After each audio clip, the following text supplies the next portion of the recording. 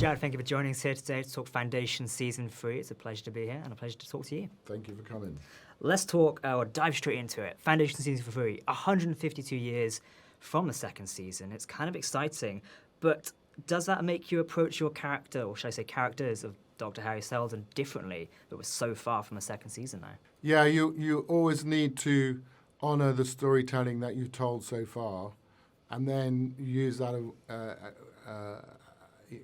use that as a way of when you're moving forward, so that you don't just sort of trash everything that you've gone through so far, because that's quite frustrating if you're watching it, and I find it frustrating as an actor.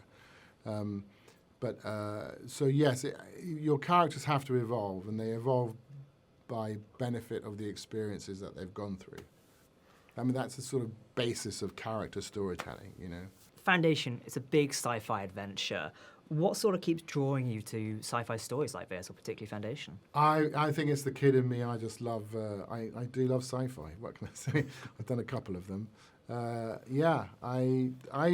like the allegorical nature of science fiction. I mean, I find that very satisfying.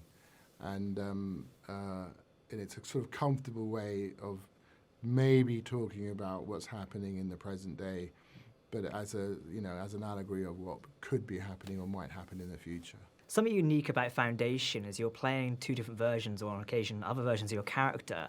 How do you approach it as an actor, from telling them apart in different scenes and such? Well, again, that was one of the things that I discussed with David right at the beginning, and it was one of the pitches that he gave me, was there would be these two different versions of the character that necessarily needed to be different and were going on very different journeys.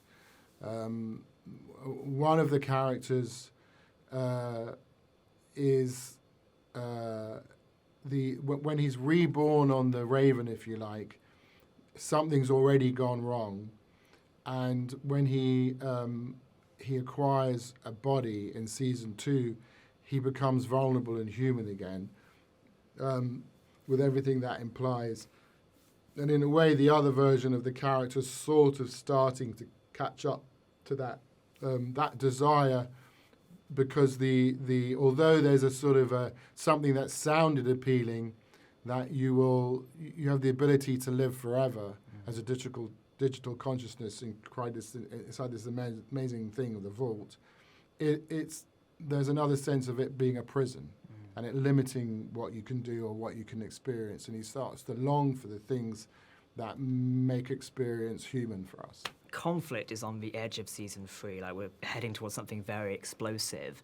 How is yourself as a character, how are you finding that in season 3? Can you give us any sort of insight? Well, I mean, everything comes to a head in season 3. The mule has properly arrived.